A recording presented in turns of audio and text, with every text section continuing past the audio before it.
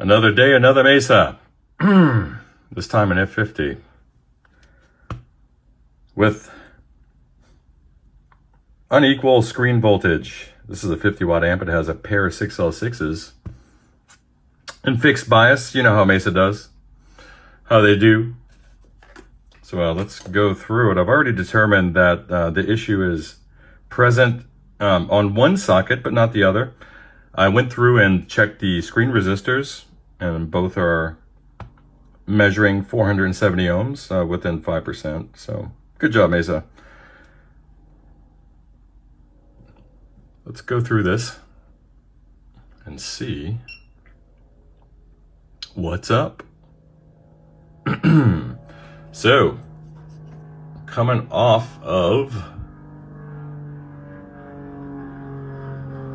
the high tension winding from the power transformer, these two red 330 volt AC lines going through rectifier. Rectified voltage hits two 220 microfarad caps in series with some 220K balance resistors. The first one goes off to the plate supply. That'll be probably the A node on the OT. Standby switch interrupts that from reaching a choke. Then it moves on to the B node. So the choke is gonna really not do much in the way of adding resistance statically, at least at this point. So we know that the amp is getting 462 volts to the power tube board.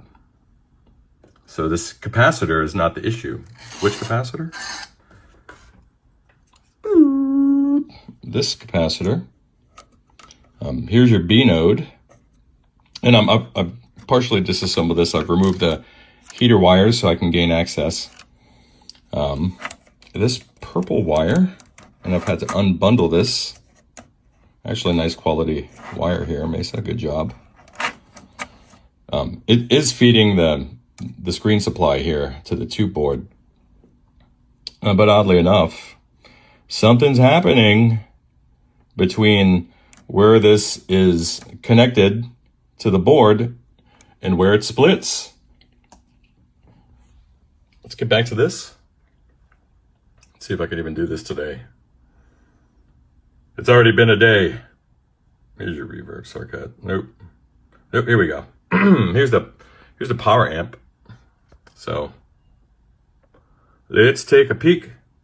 Yep. There's that A node on the center tap of the output transformer. Then you have your screen supply here, the B node. So there's something going on in between these connections between the resistors here. So I will track that down and update you soon.